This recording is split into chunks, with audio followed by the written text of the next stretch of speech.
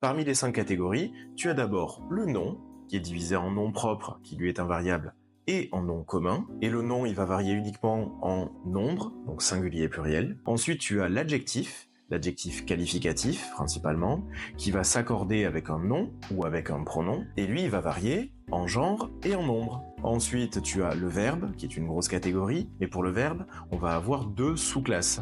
On a les verbes d'action et les verbes d'état. Les verbes d'action, ils sont souvent suivis d'un complément d'objet direct, complément d'objet indirect, on reprendra ça. Et les verbes d'état, c'est des verbes qu'on peut remplacer par le verbe être principalement. Et donc eux, ils vont se construire avec un attribut du sujet. Ensuite, tu as le déterminant. Et le déterminant, il va se coller toujours au nom.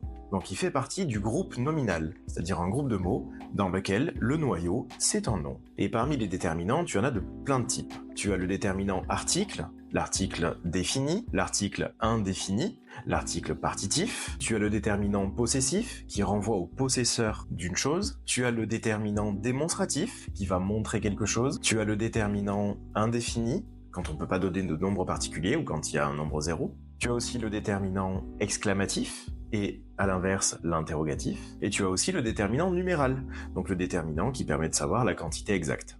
Et enfin, parmi les catégories variables, tu as le pronom. Pour le pronom, on aura beaucoup de catégories qui vont se ressembler avec le déterminant, mais le pronom, il vient remplacer un nom ou un groupe de mots. C'est principalement ce à quoi il sert. Donc on aura les pronoms personnels sujet, pronom personnel objet, on a les pronoms personnels réfléchis, les pronoms adverbiaux, les pronoms relatifs qui vont permettre d'ouvrir une proposition subordonnée relative, on a les pronoms interrogatifs, on a aussi les pronoms démonstratifs, et on a aussi les pronoms possessifs. Donc ça fait beaucoup de choses à retenir, mais je suis persuadé que tu l'as déjà vu dans tes cours de français. Et dans la prochaine vidéo, on continuera avec les natures invariables.